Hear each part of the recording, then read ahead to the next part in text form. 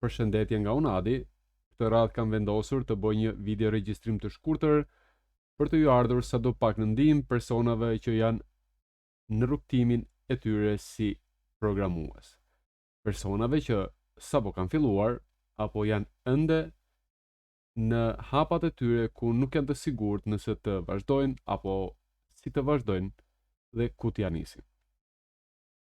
Unë mendoj se gjëja e parë ku duhet t'ja nisni është dëshira për të mësuar. Dhe pasi e keni këtë dëshirë, do ju duhet një kompjuter ku minimalisht u përjap disa parametra, por që nuk qëndrojnë në vitet në vazhdim, por në vitin aktual ku jemi që po regjistrohet, janë të pranueshme si parametra. Së pari ju duhet një monitor 22 polsh, nuk mund të programoni me një monitor le të themi 15 inç apo 17 inç apo 19 apo dhe 20. Patjetër që mundeni, por unë sugjeroj të paktën të jetë 22 inç monitori ku ju do programoni ose do nisni rrugtimin tuaj si programues. Gjithashtu ju duhet një kompjuter ku minimalisht unë sugjeroj të jetë një Core i5 gjenerata e 4 minimalisht e sipër. Patjetër kuptohet që gjenerata e 6 është më e mirë apo gjenerata e 10 akoma më e mirë, e kështu me radhë apo Core i 7 gjenerata më të larta.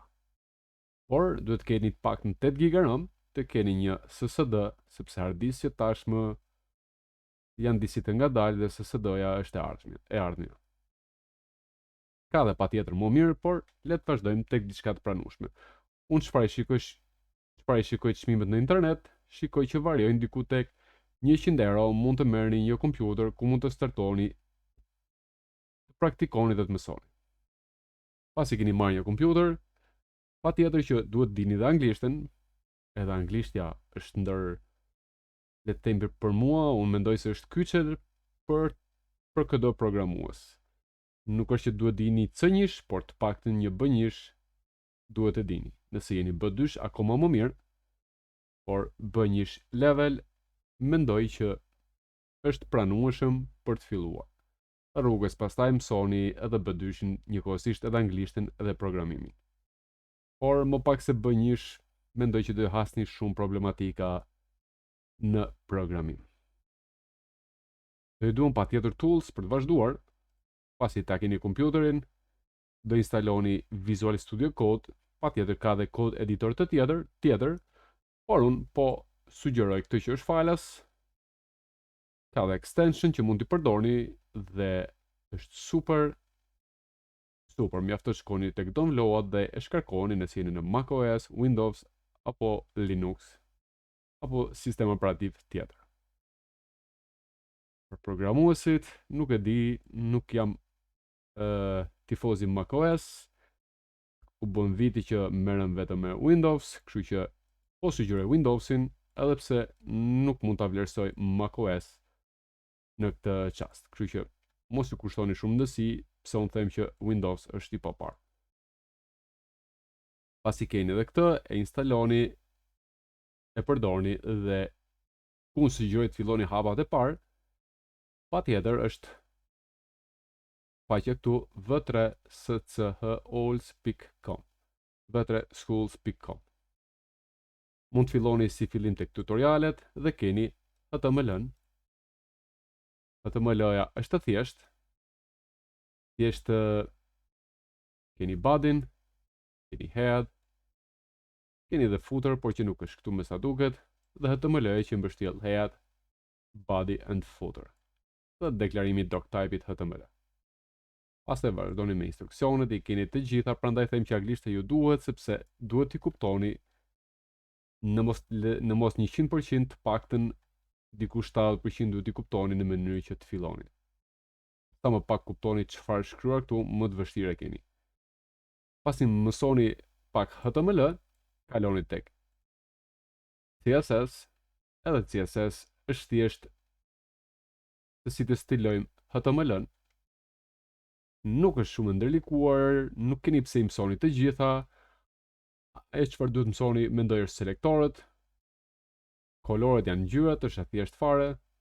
Nuk keni pse i mësoni në RGB, por Keni këto color codes, mjafton ta dini që për të përdorur një color si mund ta gjeni, i gjeneroni online, s'keni pse mësoni përmendsh.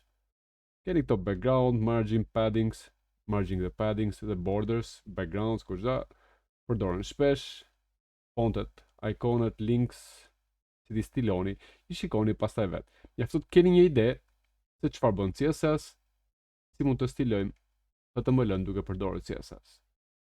Pastaj kalojmë tek JavaScript-i, ku JavaScript-i për mua është gjuha ndër më të mirat dhe është e lehtë për të mësuar, nuk është diçka e rëndë, por thjesht mos kapërceni sepse duke kapërcyer gjëra ja vështirësoni vetes pjesën që do mësoni në vazhdim. Pasi keni mësuar këto të treja, mendoj që duke i aplikuar të treja së bashku, duhet bëni të praktikoni dhe mënyra më e mirë për të praktikuar mendoj që është me një person të dytë apo të tretë në grup, por jo më shumë se 3 persona. 2 deri në 3 persona do ishte ideale. Të mësosh vetëm është e lodhshme sepse ka çaste ku ndoshta një presje nuk e keni vendosur ose një gërm e keni shkruar më shumë dhe 4 sy apo 6 sy shikojnë më mirë se 2, kështu që në grup sugjeroj që të mësoni më mirë. Mund të gjeni një koleg, mund të gjeni dikë në shkollë, mund të njiheni me dikë në rrjetet sociale apo në YouTube që jeni të interesuar për të mësuar të njëjtën gjë. Ka plot mënyra për të gjetur personat që janë të interesuar. Sot keni AnyDesk, keni TeamViewer, keni dhe programe të tjera se si mund të bëni remote në kompjuterat e njëri tjetrit për të praktikuar së bashku. Pastaj pas kësajt, mendoj që një monitor i dytë do të ishte super. Prandaj kur të shikoni të bleni kompjuterin, ta keni disi parasysh që të shtoni dhe një monitor tjetër gjatë rrugës, por ndoshta e merrni edhe më njëherë me 2 monitor, akoma më mirë. Por varet nga mundësitë, nuk mund t'i them që në start merrni me njëherë 2 monitor, por kur të vini një nivel që do shikoni një tutorial në YouTube, në njërin ekran vendosni tutorialin për ta parë dhe në tjetrin praktikoni vetë. Dhe me që jemi tek tutorialet, nuk sugjeroj që me njëherë tutorialin e parë që po shikoni, të vazhdoni të kodoni duke ndjetur tutorialin. Sugjeroj të paktën ta shikoni njëherë tutorialin, nga fillimi deri në fund. Nëse tutoriali është 1 orë, e shikoni atë. Nëse tutoriali është më shumë se 1 orë, e shikoni 1 orë, ose e shikoni të gjithin, e shikoni pastaj 1 orë, kodoni 1 orë bashkë me tutorialin, sepse në këtë mënyrë le të themi 30 apo 50% e dini se çfarë do të ndodh dhe keni më të lehtë për ta ndjekur dhe nuk e harxhoni kohën duke dëgjuar tutorialin dhe duke koduar, por duke ditur se çfarë po bëni. E rëndësishme është të komentoni rrjeshtat që shkruani. Nëse arrinin atë pikë që atë që shkruan nga një tutorial ja shpjegon dot vetes, atëherë si jeni në rrugën e duhur. Por kujdes, thjesht mos merr kodin çfarë shkruan tjetri dhe ta shkruash dhe funksionon, është në rregull. Duhet ta kuptosh atë çfarë shkruan. Kështu që tutorialet, ndiqe një pjesë, shikoje më parë, shikoje ndoshta edhe 2 herë, edhe 3 herë, pastaj fillon ndiqe. Gjithmonë ka një kohë të caktuar, nuk mund t'ju them se nëse duhet ta shikoni një herë tutorialin apo 5 herë, por unë të paktën sugjeroj që të paktën një herë ta shikoni tutorialin nga fillimi deri në fund dhe pastaj të vazhdoni ta ndiqni përsëri duke koduar njëkohësisht me tutorialin. 2 monitorat ju vlen patjetër, në njërin ënd lën browserin hapur, në anën tjetër Visual Studio Code, dhe vetëm lëvizja që humbisni me një monitor duke e bërë mbyll tabin, hap Visual Studio Code, nuk ja vlen shumë humbje kohe. Këto janë disa më kryesoret dhe pasi keni shkruar ke JavaScript-i, këto fillojnë disi e ndahen, unë të paktën mendoj se mund të ndaj gjërat. Nëse do qëndroni në web development apo do i hyni programimit pak më thellë, sepse nëse do qëndroni në web development, sugjeroj të mësoni SQL-n, ose më saktë le të themi databasein MySQL, MongoDB dhe Postgres janë për mua janë ndër 3 databaset më të kërkuara sot për sot. Pastaj nëse të qëndroni përsëri në web development, unë çfarë sugjeroj është mësoni është React, dhe React i ka nxjerrë faqe të re, është front-end development, por gjithmonë vetëm pasi keni mësuar JavaScriptin, mos kaloni në gjysmë të JavaScriptit me njëherë tek Reacti, sepse do ta keni vërtet të vështirë. Reacti është ndërtuar me JavaScript. Është pastaj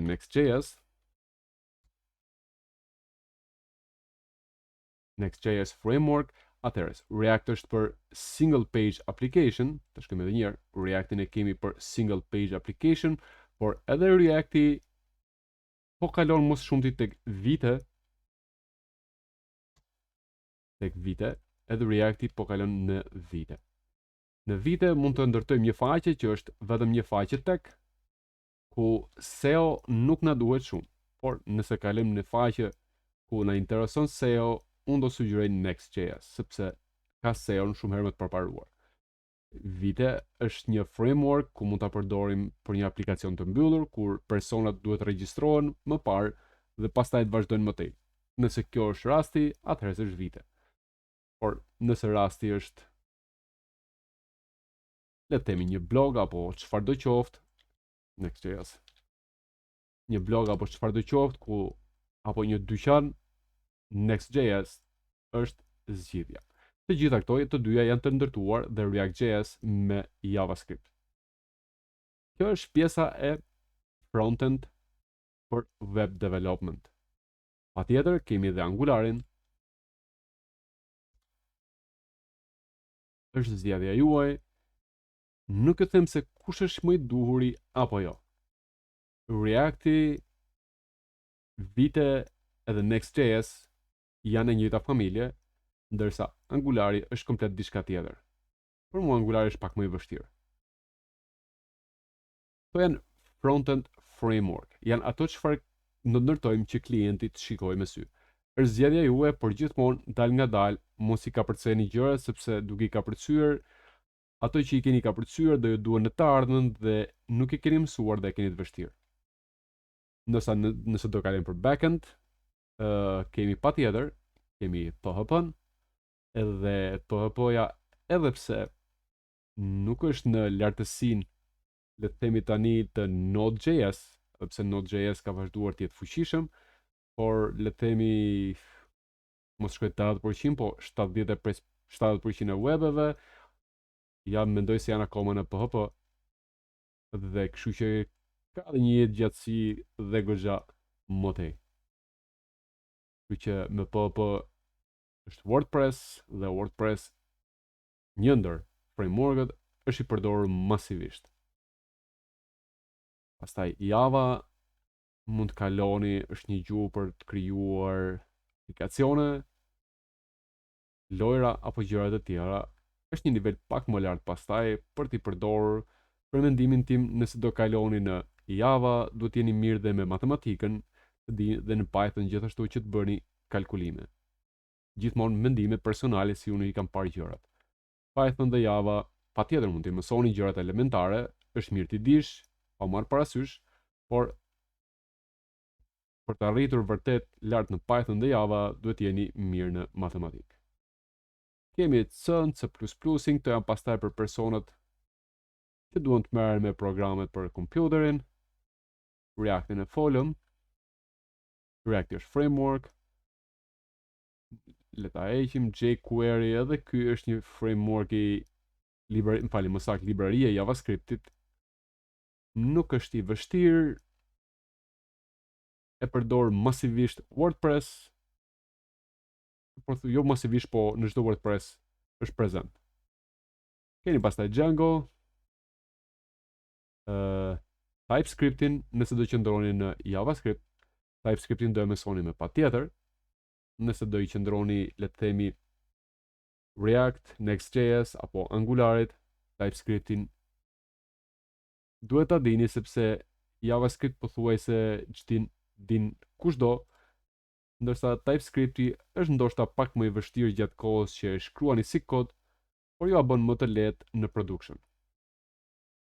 Kurse ta Node.js në backend, Node.js është i mrekullueshëm për të punuar me React, Next.js apo çdo tjetër sepse kryejmë REST APIs, do t'i mësoni dhe REST APIs rrugës. MySQL është database-i, e përmenda në mos gaboj, është një database që duhet ta mësoni, nuk është e nevojshme të mësoni MySQL përmendesh, por duhet të dini sepse nëse jo vjen një ofertë për punë, nuk mund t'i thuash unë di vetëm të përdor MongoDB, por duhet t'i dini MySQL dhe MongoDB mendoj janë dy database-at më të kërkuara, pastaj vjen PostgreSQL. Pas gjitha këtyre, vendosni se cila është gjuha juaj e programimit që doni ta mësoni, dhe pasi i keni zgjedhur, aty ku e shikoni veten, mund të shikoni gjitha nga pak kështu shpejt, por dhe shikoni se ku e gjeni veten më mirë dhe atë mësoni. Mos harrojmë të komentojmë kodet, nëse jemi duke shkruar, duhet me patjetër të bëjmë disa komente rrugës.